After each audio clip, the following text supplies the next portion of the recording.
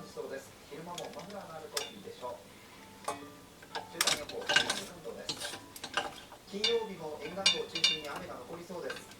日曜日から月曜日の雨が雪に変わるかもしれません。クリスマスイブは穏やかな天気でしょう。気温はしばらくこの時期にしては寒気が多い予想になっています。